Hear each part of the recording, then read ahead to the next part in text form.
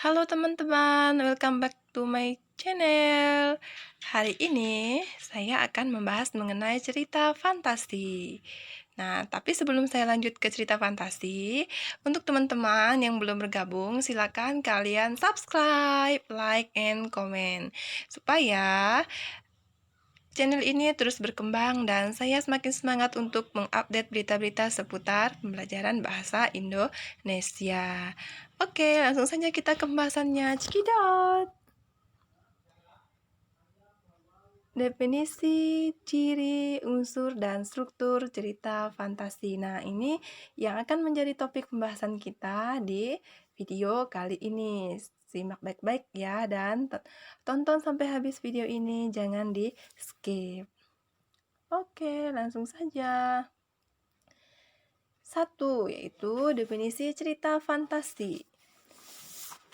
Cerita fantasi atau cerita imajinasi adalah gambaran suatu peristiwa sesuai urutan waktu berdasarkan daya khayal, buah pikiran, dan imajinasi penulis yang dituangkan dalam bentuk sebuah cerita. Dalam cerita imajinasi atau fantasi, sesuatu diceritakan sesuai imajinasi, sehingga sesuatu peristiwa yang tidak mungkin atau bahkan tidak masuk akal menurut kita itu kalau dalam cerita fantasi itu bisa mungkin saja terjadi. Nah, biasanya tema dalam cerita fantasi ini bersifat magic ya, supernatural atau futuristik. Intinya sesuatu yang ajaib dan aneh gitulah ya. Kemudian selanjutnya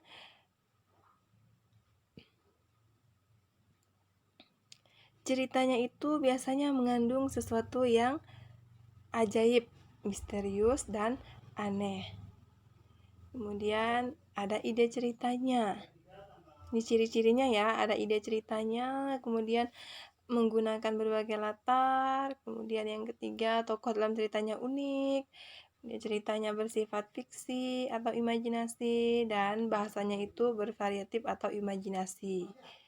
Ya, kemudian yang selanjutnya unsur-unsur cerita fantasi.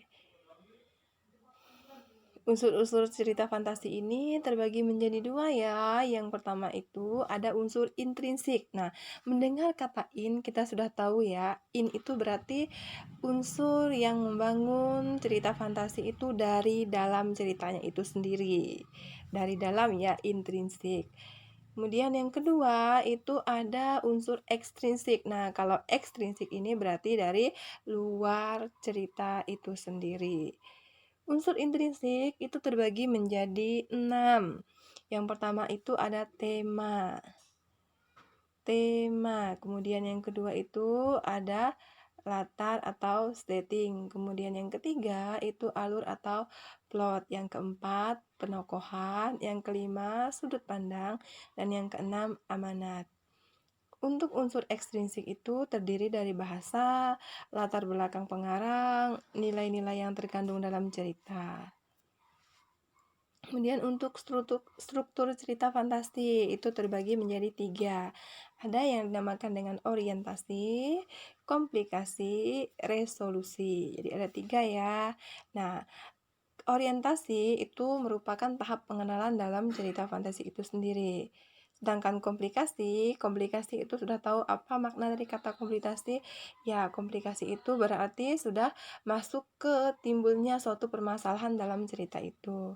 Kemudian yang terakhir itu ada resolusi. Nah, tadi kalau orientasi pembukaan, kemudian komplikasi timbulnya masalah, berarti resolusi itu adalah penyelesaian pertikaian dalam cerita atau penyelesaian masalah dalam cerita. Oke, mungkin hanya itu saja untuk video mengenai cerita fantasi. Silakan di komen di bawah kalau ada yang belum paham. Nanti saya buatkan video lanjutannya.